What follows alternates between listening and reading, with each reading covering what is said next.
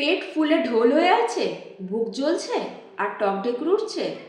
বাজারে পাওয়া chemical antacid খাওয়া এবার বন্ধ করুন, কারণ ওটা সাময়িক আরাম দিলেও আপনার লিভার ও হজম শক্তিকে ভেতর থেকে একদম পঙ্গু করে দেয়।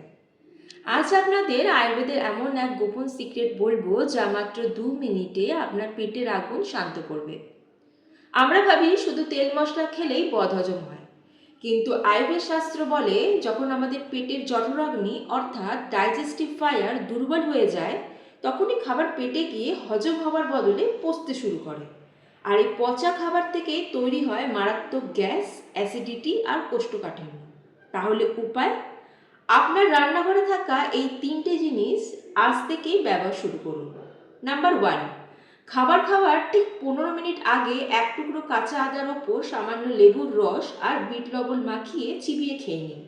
এটা পেটের পাচন রসকে নিমেষের মধ্যে সচল করে তোলে। নাম্বার 2, দুপুরের বা রাতের খাবারের আধ ঘন্টা পর 1 গ্লাস হালকা গরম জলে 1 চামচ মৌরি আর জিরে ফুটিয়ে চায়ের মতো চুমুক দিয়ে খান। পেট ফাঁপার সাথে সাথে গায়েব হয়ে যাবে। নাম্বার 3, সবচেয়ে গুরুত্বপূর্ণ, খাবার ঠিক পরপরই ভুলেও এক গাদায় জল খাবেন না এবং সোজা 5 মিনিটের জন্য বজ্রাসনে বসে থাকবেন। এটি পেটের রক্ত সঞ্চালন বাড়িয়ে হজম প্রক্রিয়াকে 10 গুণ ফাস্ট করে দেয়। অ্যালোপ্যাথি ওষুধের পেছনে টাকা নষ্ট না করে আজই এই প্রাকৃতিক আয়ুর্বেদিক উপায়গুলো ট্রাই করে দেখুন। নিজেকে সুস্থ রাখুন। ভিডিওটি লাইক করুন এবং বন্ধুদের সাথে শেয়ার করতে ভুলবেন না। এরকম আরও দরকারি হেলথ টিপসের জন্য চ্যানেলটি এক্ষুনি সাবস্ক্রাইব করে রাখুন। ধন্যবাদ।